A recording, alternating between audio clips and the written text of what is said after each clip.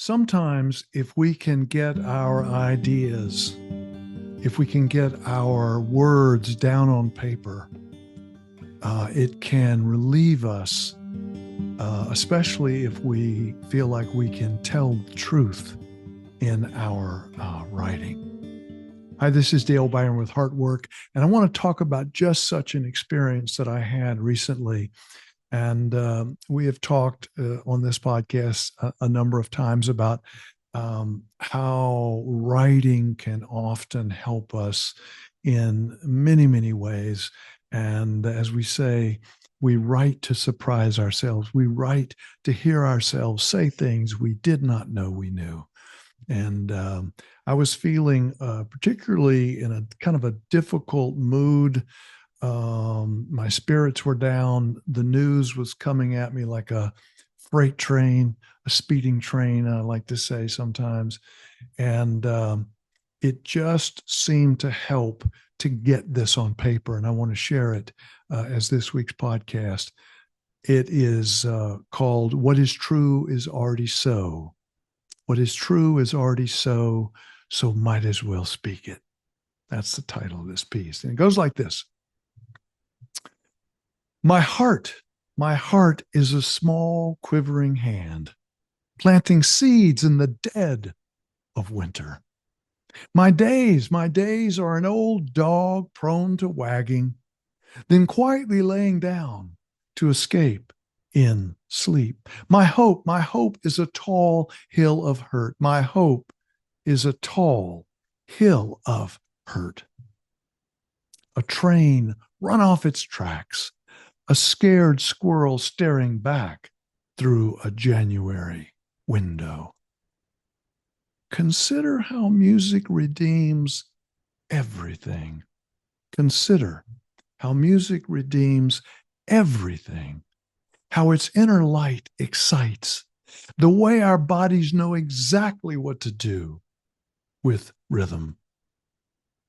My courage is a slow sunset, ocean waves barely singing, the cold sand under my feet, the cold sand under my feet, stretching out for miles.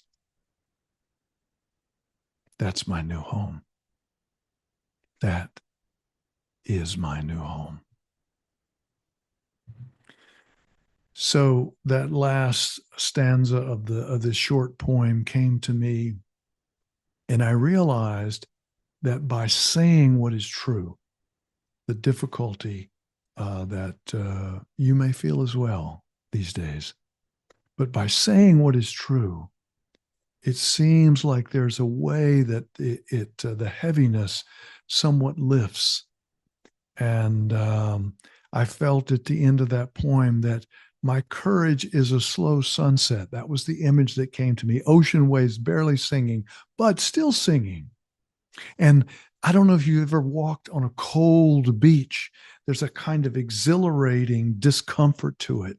You know, it's cold on the feet, but at the same time, it's exhilarating. And there's the ocean right there. And the thing that came to me, this idea of saying what we didn't know we knew, or at least allowing ourselves to cohere in a piece of writing, was saying that stretching out for miles, this is my new home. I'm not going to argue with the fact that these are difficult times. I'm not going to argue with that fact. But what's happening is there's still this amazing world and these difficult times all at the same time. Now, the title of this little piece that I wrote just a few days ago came actually from a quote by Eugene Gendlin, who was a therapist who created something called focusing therapy. And the quote goes like this, and you'll see why I went scurrying for this once this poem came to me. What is true, said Eugene Gendlin, what is true is already so. What is true is already so. Owning up to it doesn't make it worse. Not being open about it doesn't make it go away. And because it's true, It is what is there to be interacted with. Anything untrue isn't there to be lived. People can stand what is true. People can stand what is true, for they are already enduring it. This is the point. This is the point. This little piece that came to me last week means what is true is already so might as well speak it.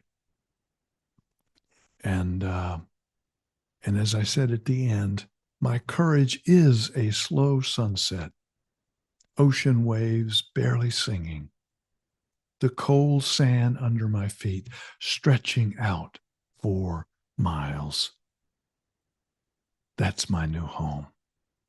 That's my new home.